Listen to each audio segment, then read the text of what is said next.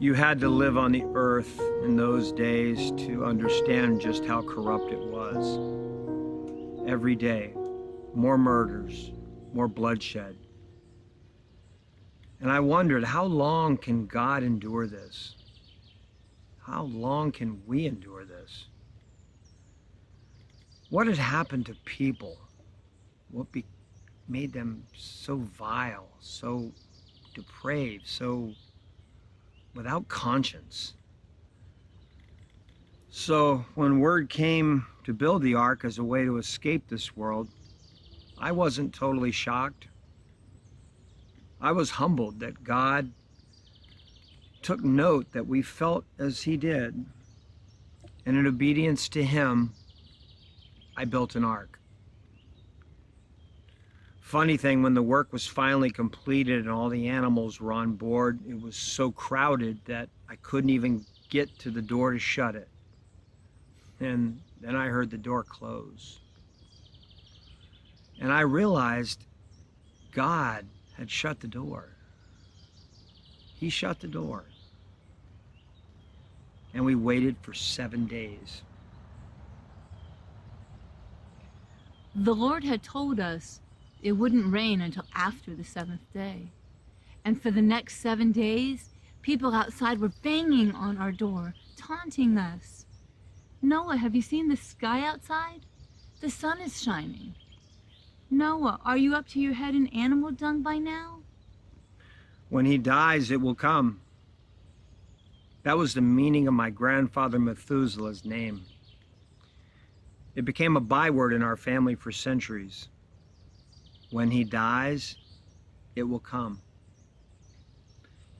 He died the same year the ark was finished. When the rain started, people again began banging on the door. But it was different now. They weren't taunting, they were frantic. They were howling like animals. But it was ironic, because the animals inside the ark were perfectly calm. When he dies, it will come. It had come. It had come.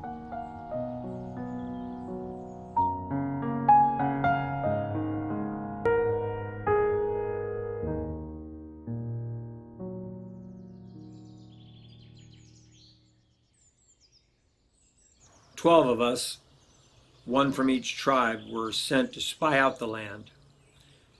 We were there 40 days. We all saw the same thing: the luscious fruit, the fertile soil, a land flowing with milk and honey. We also saw the Anakim in the land, giants 12 feet tall, fierce, inhuman-looking men. The cities were built with high walls, making them difficult to attack. Joshua and I knew God would give us the land. He had promised it to us. God was with us. And these giants could do nothing to defeat us. After all, we had seen what he had done to bring us out of Egypt. How could we not believe? But I saw the countenance of the other 10. They were quiet. They talked among themselves, not to Joshua and me.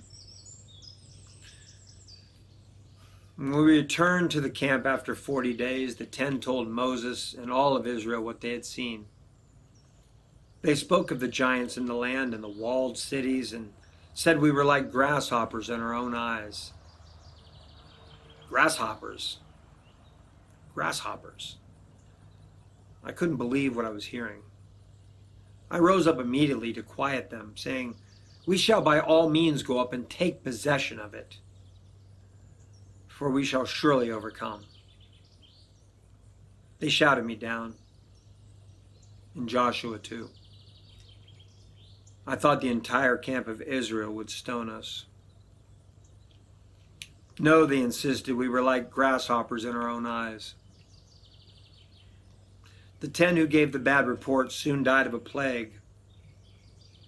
Joshua and I would have to wait another 40 years to enter the promised land, until that unbelieving generation of 20 years old and older had died in the desert. I was 85 years old when I again entered the promised land. I had determined to follow the Lord fully. At 85, I went up the very mountain where we first saw the Anakim and the fortified cities, and drove out the three sons of Anak, Shai, Ahiman, and Talmai. Giants, all of them. The area of Kiriath Arba, named after Arba, the greatest man among the Anakim, was given to me.